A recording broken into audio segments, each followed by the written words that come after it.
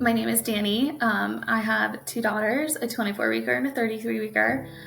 This story is about my second pregnancy with getting preeclampsia again and navigating the second pregnancy.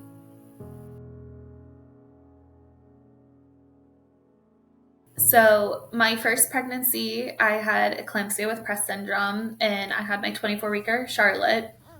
Is that your little cry? That obviously was never planned. I had no symptoms. I did not know I was pregnant until I went into full blown eclampsia and was taken in through the ER. And from there, I had to have an emergency C section where my 24-weeker was born. I then was in the ICU following for a few days. And then we spent a lot of time in the NICU with her.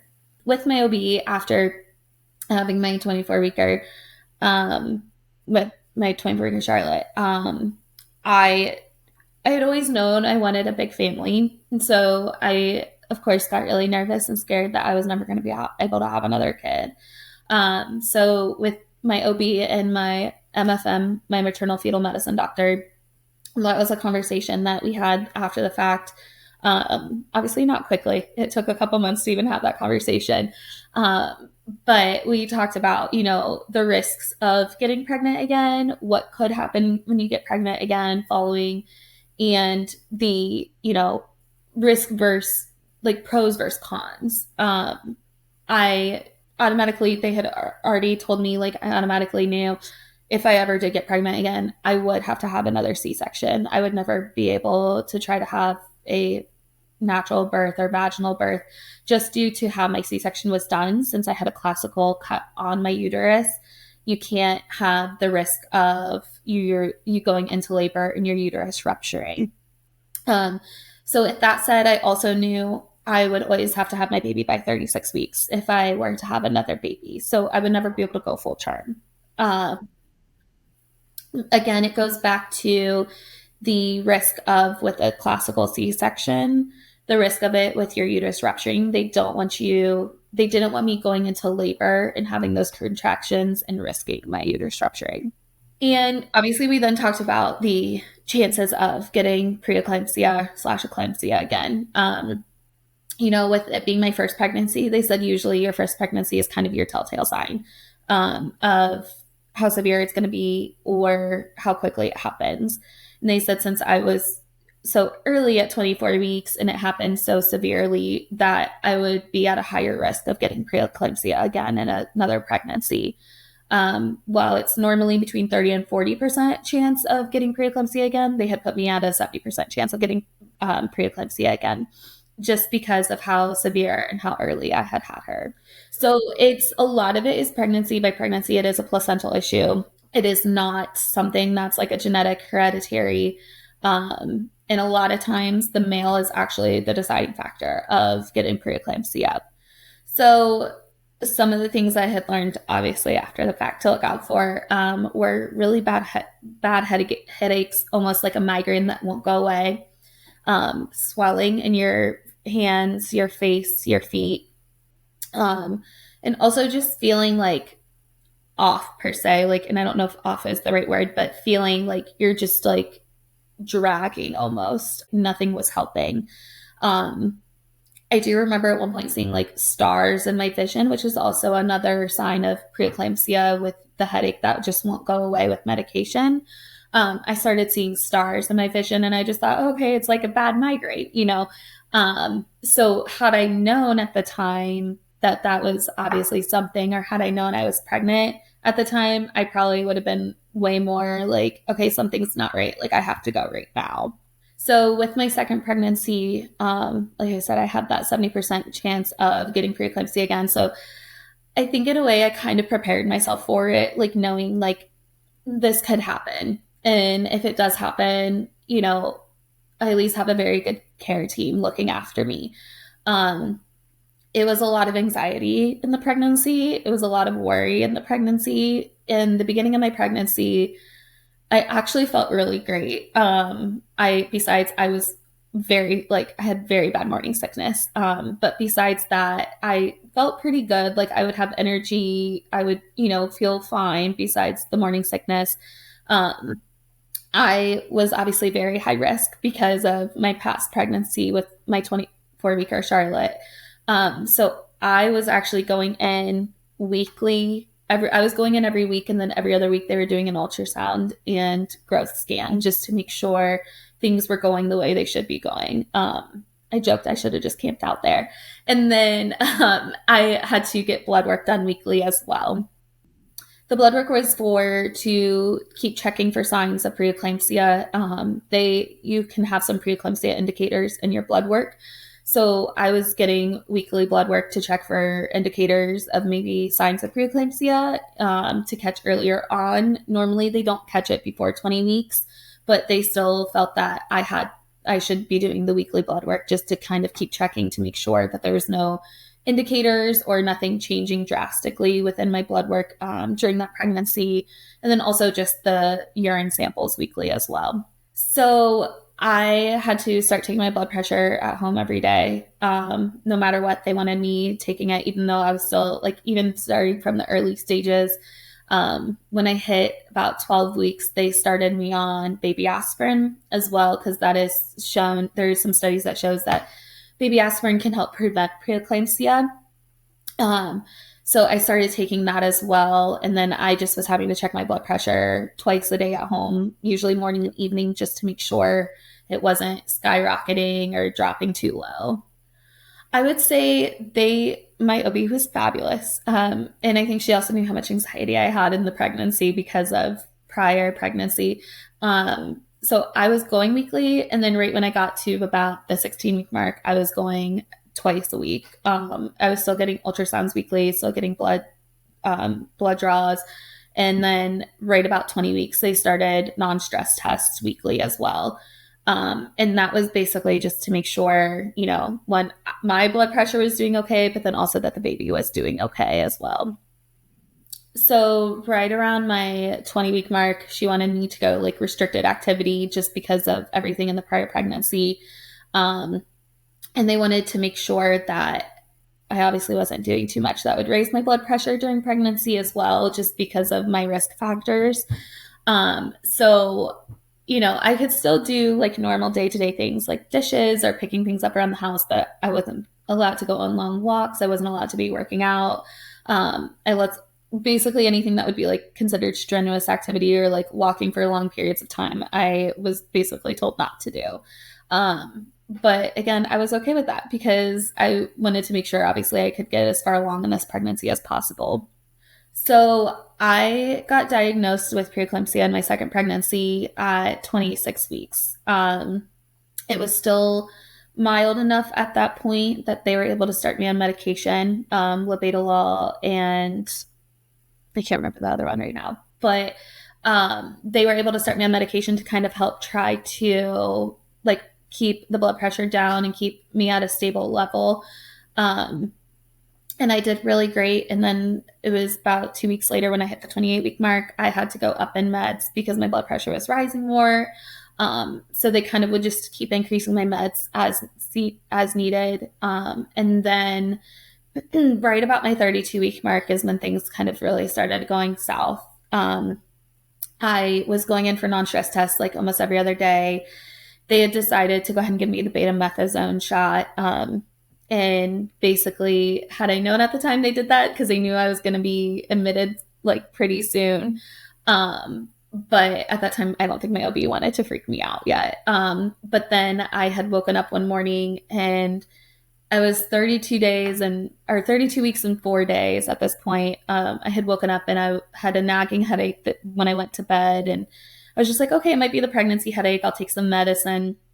And then the next morning I woke up and I knew it was exactly going down the line of, okay, this is not right. My headache didn't go away. I still felt very off. My blood pressure was up in the 150s, over 100. So I called my OB and she was like, okay, go ahead and come in for a non-stress test. And I had gone in and they took my blood pressure. And she looked at me and she was like, no, you're going straight to labor and delivery triage. So they had sent me to labor and delivery triage. At that point, I was 32 and 5 days. And so I got to triage and they started going through all the tests. I at that point then had signs of clonus, which is your muscle reactors. That's also a symptom of preeclampsia, and they test it with your feet. And so when they were doing all the tests, obviously my blood pressure was still up, but then they did all the tests and come to find out I had clonus as well. So at that point they were like, okay, you're absolutely not going home. And they started kind of prepping me like, you're going to have the baby either later today or tomorrow. So then they got me admitted. They started me on the magnesium drip. I had to be on that for 12 hours before being able to deliver because they wanted to make sure that I was not going to go into seizures again. And the magnesium drip helps prevent seizures within preeclampsia. I think I would say this recovery was easier in a lot of ways. I was not in the ICU this time, so that was a win. And then I was I was still on the magnesium drip after I had our second Genevieve. Because of my blood pressure and my history, I had to be on magnesium drip for another 48 hours. So I was, after I had the C-section, they were able to wheel me in to see her in the NICU. And then I had to go back to my room and be put on a magnesium drip. So I got to see her for about 10 minutes before I had to go back up to my postpartum room. And then from there, it was my FaceTime. My husband would FaceTime me, or my mom would FaceTime me from the NICU so I could see her. And then again, I think it was easier. One, I kind of knew what to expect, but two, it wasn't as severe. So I was able to start getting up out of bed after I was off the magnesium. So I was able to get up quicker and get out of bed and do little steps here or there. And so I think that truly did help as well. I think mentally I was in a better space because everything wasn't as much of a surprise. So I think I was able to process it better at that time too. And yeah, I felt more prepared in the way of like, I kind of knew what was going to happen in the NICU. One, we made it almost 9 weeks further. So that was amazing. So, she was not as considered like as my gosh, I'm blanking on my word, underdeveloped.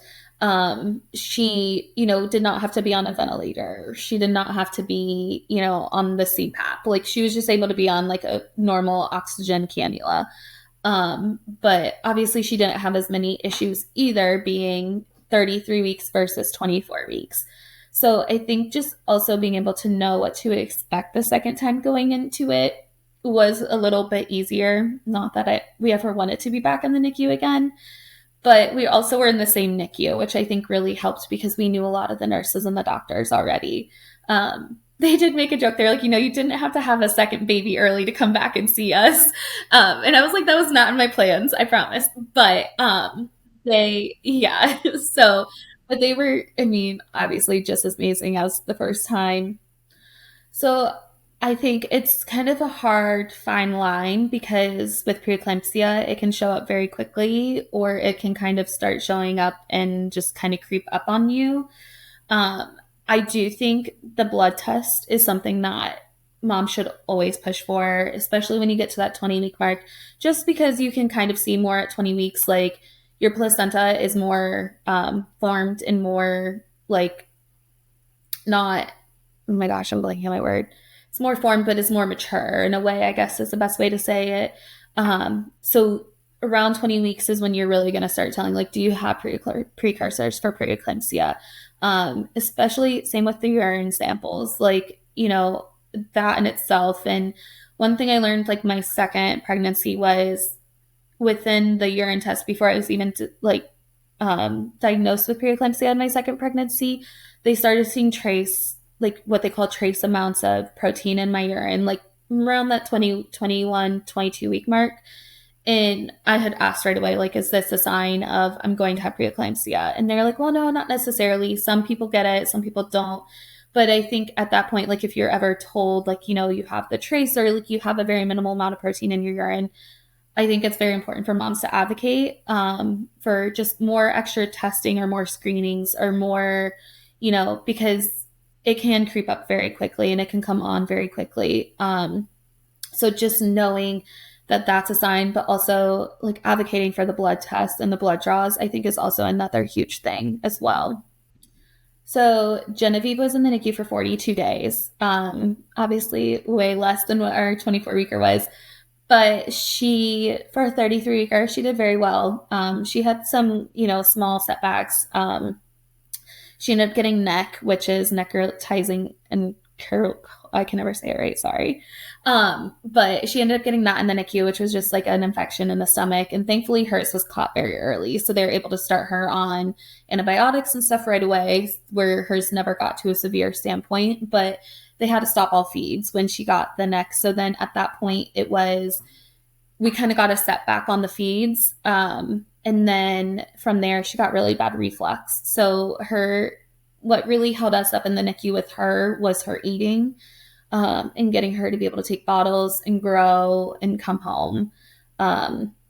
She still had really bad reflux coming home, as well, but they were comfortable enough for her to go home because she was eating.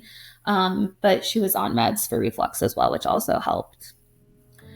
I would say one of my biggest words of advice is, and something that was really hard for me to deal with, was feeling guilty. I felt like I could have done something different, or I could have changed something that neither of this would have never happened in either pregnancy.